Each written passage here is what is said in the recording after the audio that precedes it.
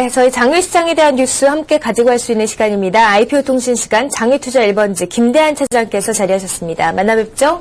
안녕하세요. 네, 안녕하십니까. 네, 이번 주 어떤 뉴스들이 있었습니까? 네, 이번 주 신규 상장 종목은 동부 TS 블랙펄 스펙 한 종목이 있었습니다. 상장 첫날은 시초가와 종가 모두 공모가 2,000원을 하회했는데요. 이튿날부터는 공모가를 회복해 현재 공모가 근처에서 주가 형성 중에 있습니다. 이번 동부 스펙을 포함해서 총 올해 20개의 스펙이 상장되었는데요.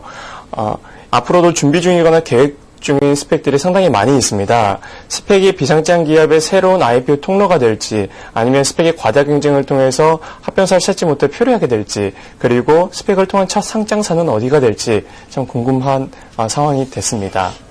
그렇군요. 이번 주에 공모 청약과 함께 수요 예측한 기업들도 있을 텐데 결과는 어땠습니까? 공모 청약은 총 3종목이 12월 1일과 2일 동시에 진행이 되었습니다. 특히 수요 예측부터 기관들의 참여도와 관심이 높았던 대정화금과 한전산업개발은 청약 열기가 뜨거웠는데요. 청약 결과를 보시게 되시면 대정화금은 총 46만 주 모집에 3억 2천만 주가 넘게 모집이 되면서 경쟁률 697대 1에 청약 증거금은 무려 1조 4천억 원이 넘게 집계가 되었습니다. 한전산업개발도 127대 1의 경쟁률로 9천억 원이 넘는 청약 증거금이 집계되며 뜨거운 관심을 모았고요. 반면에 KTS는 공모는 성공적으로 마쳤으나 앞서 상장했던 KTCS의 영향도 있고요. 그리고 같은 날 진행됐던 대정화금과 한전산업개발의 쏠림 현상으로 상대적으로 저조한 64대 1의 경쟁률로 마감했습니다. 알겠습니다. 청약까지 저희가 또 어떻게 또 결과를 보였는지 함께 또 살펴봤습니다. 수요 예측한 기업들도 있죠? 네. 수요 예측은 액트와 IBK 스펙이 12월 7일과 8일, 그리고 대구도시가스와 현대 HCN이 8일과 9일 각각 진행되었습니다.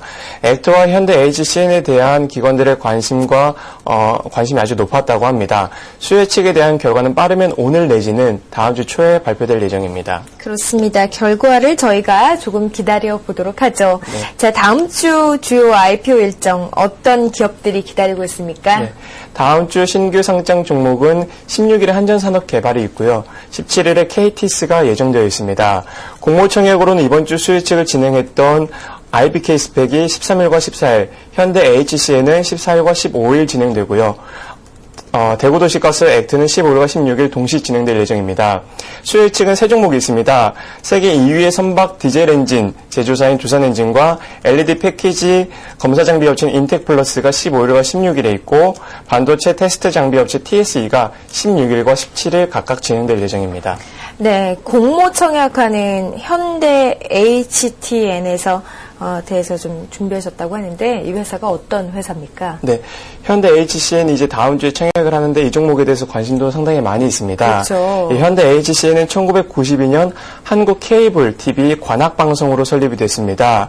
현재 HCN 관악이 그 모태라고 할 수 있겠습니다.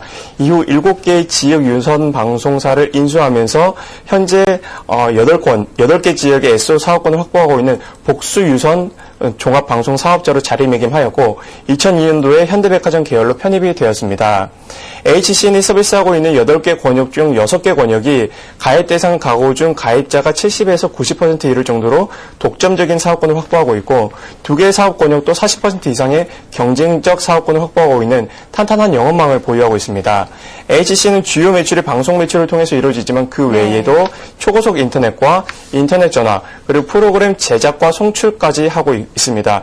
이로 인한 프로그램을 통한 컨텐츠 수익도 있고 홈쇼핑의 송출 수익과 광고 수익 등 다양한 수익 기반을 확보하고 있습니다. 알겠습니다. 현대 HCN 같은 경우 경쟁력과 함께 전망 부분에 대해서는 저희가 어떻게 보면 좋겠습니까? 네, 같은 방송사 유료 방송이다 보니까 IPTV나 위성 방송과 이제 경쟁을 이제 볼 수 있게 되겠는데요. 위성 방송인 스카이라이프는 많은 경쟁력을 갖추고 있지만 IPTV는 인터넷망을 통해서 서비스가 되다 보니 전송 속도 내지는 HD급 고화질 서비스에서 아직은 좀 더 많은 투자가 이루어져야 할 것으로 보입니다. 또한 컨텐츠 부분에서도 상위 20개 채널 중에서 4개 채널만이 IPTV를 통해서 방송되는 것으로 파악이 되고 있기 때문에 컨텐츠 부분에서도 아직은 위협이 되지 않습니다.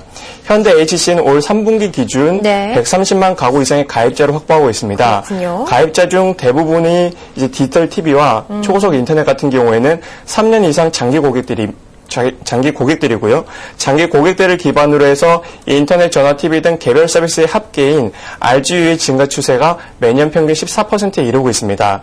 이러한 기존 가입자를 통한 증가뿐만이 아니라 지금껏 여러 사업권 SO들을 인수했듯이 앞으로도 다른 사업 권역의 SO 사업자들을 인수를 강화할 예정입니다. 사업권이 커져야 가입자도 더 증가할 수 있기 때문입니다. 또한 디지털 TV로의 전환도 본격화되고 있는데요.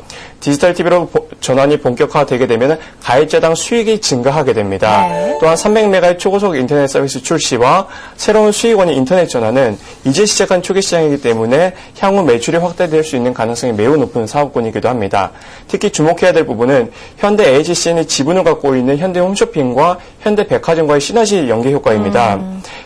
현대 HCN의 주요 매출 중에서 홈쇼핑 분야의 송출 수수료가 견고하게 성장을 하고 있는데요. 네네. 향후 방송 미디어 컨텐츠로서 현대 HCN과 현대 홈쇼핑의 연계를 주목해 볼 필요가 있겠습니다.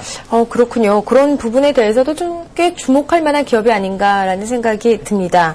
현재 HCN이 공모가 산정 방식이 조금 달랐다고 하는데 어떤 소식입니까? 네, 보통 공모가 산정을 하게 될 때에는 기존에 상장되어 있는 동종 업계들과 비교해서 보통 주가 수익 비율인 PER을 기준으로 산정을 네. 하게 됩니다. 하지만 현대 HCN은 주가 수익 비율이 아닌 기업 가치 대비 현금 흐름 창출 능력인 EV/EBITDA를 기준으로 적용을 했습니다. 일반적으로 EV/EBITDA는 LED나 반도체 설비 같이 초기 설비 투자가 많이 들어가서 회계상 상각이 많이 되는 업종에서 기업의 수익성을 제대로 반영시키기 위해서 적용을 하게 되는데요.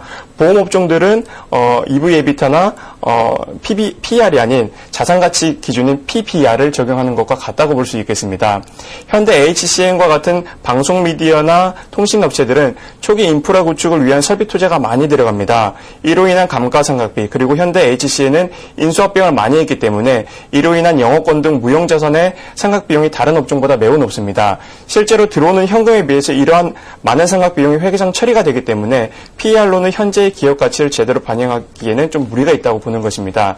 현대 HCN이 2009년 동종업종 평균 EV/EBITDA 6.4배에서 할인율을 적용해서 4.8배에서 5.7배 수준으로 공모가를 선정했습니다. 그래서 나온 공모가 밴드가 3,800원에서 4,500원이기 때문에 공모가는 적정한 수준으로 볼 수 있겠습니다.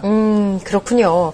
이제 유통 물량과 일정 부분 가장 주목하는 부분일 텐데 어떻게 예정이 되어 있습니까?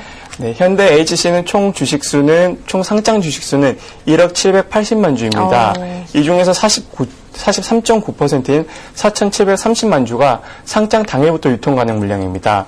유통 가능 물량으로 보면 상당히 많지만 재미있는 것은 유통 가능 물량 중 대부분을 차지하는 칼라일 그룹의 지분이 2006년도에 투자한 지분인데 그때 당시 평균 단가가 5,580원입니다. 네. 공가 밴드보다 상당히 높게 되겠죠. 그런데 그동안의 이자를 포함하게 되면 약 7,000원 정도가 회수할 수 있는 평단가가 됩니다. 그렇기 때문에 단기간에 손해를 보고 추리하기는 어려워 보이고요. 네네. 칼라일 그룹에서도 그렇게 생각을 했는지 물량 부담에 대한 우려를 덜기 위해서 자진해서 180일간 보호해주를 신청했습니다. 그렇군요. 덕분에 110만 주의 소액주주 외에는 특별한 차익 매분은 없다고 볼 수 있겠습니다. 네. 공모 일정을 한번 보겠습니다. 네. 이번 주 수요 측의 결과가 나오게 되면 공모 확정가를 통해서 다음 주 14, 15일 양 이틀간 공모 청약을 진행하게 됩니다. 신규 상장일은 12월 24일이고 현대증권 주관으로 진행하게 됩니다. 네, 알겠습니다. 공모 청약하는 현대 HCN에 대한 투자 의견 저희가 자세하게 먼저 살펴봤습니다. 주목할 만한 IPO 예정 기업도 준비하셨다고요? 네. 어떤 기업입니까? 이번에 소개해드릴 기업은 국내 전자제품 가격 비교 사이트 1위 업체인 다나와입니다. 네. 다나와라고 하는 이름이 참 재미있는데요. 네. 전자제품을 구매하기 위해서 가격 비교를 하다 보면 누구나 한 번쯤은 방문을 해보셨으리라 생각이 됩니다. 그렇죠. 다나와는 2000년도에 디지털 카메라와 PC의 가격 비교를 시작으로 사업을 확장하기 시작했는데요. 이제는 엄연히 IT 제품의 유통 채널 중 하나로 확고히 자리를 잡았습니다. 다나와 이전까지만 하더라도 전자제품은 전자상가를 중심으로 네. 판매자 위주의 가격이 형성되었기 때문에 그렇군요. 구매를 할 때는 흥정을 해야만 했습니다. 하지만 가격 비교 사이트가 등장하면서 최저가 경쟁을 그렇죠. 통해서 가격 주도권이 소비자로 넘어왔다고 볼 수 있습니다. 그래서 합리적인 구매장을 마련한 획기적인 장을 다나와가 마련을 했다고 볼 수 있겠습니다. 그래요. 이름도 재밌죠? 다나와라는 곳인데, 자, 사실 가격 비교 사이트가 요즘엔 정말 많아졌잖아요. 다나와만의 경쟁력이 있습니까? 네, 다나와 같은 경우에는 특히 가격 비교 사이트 같은 경우에는 네. 선점 효과가 상당히 큽니다. 그렇군요. 소비자들의 인식과 충성도로 인해서 1위 업체의 자리를 뺏기가 쉽지가 않은데요. 무엇보다도 다나와의 경쟁력을 보게 되면 네네. 지난 10년간 쌓아온 상품에 대한 의견과 리뷰, AS에 대한 내용 등 이 방대한 데이터베이스인데 이것은 후발주자가 따라잡을 수 없는 어떻게 보면 진입 장벽이라고 볼 수 있습니다. 그렇기 때문에 대형 포털 사이트들이 가격 비교 사이트에 진출했지만 여전히 선두 자리를 지키고 있는 이유라고 볼 수 있겠습니다. 또한 발빠르게 신상품과 중고 상품의 거래를 위한 에스크로 안전 거래 시스템을 도입했고 이제는 곧바로 스마트폰용 어플리케이션 개발도 준비 중에 있다고 합니다. 그렇군요. 뭐 방대한 데이터베이스를 바탕으로 해서 스마트폰에까지 이제 좀 진출을 좀 한다니까 앞으로도 좀 기대가 되는데 일정을 저희가 좀 확인해 볼까요? 네, 다나와는 지난 12월 9일 예비 심사를 통과했고요. 네. 증권 신고서를 제출하면 내년 1월경에는 상장이 가능할 것으로 예상이 됩니다. 심사 청구가는 12,000원에서 15,000원이며 공모 주식수는 총 143만 주로 한국투자증권 주관으로 진행하게 됩니다. 그렇군요. 저희 또 IPO 예정 기업까지 함께 살펴봤습니다. 장외시장의 시세표 또 어떻게 돌아가는지 함께 살펴보도록 하겠습니다.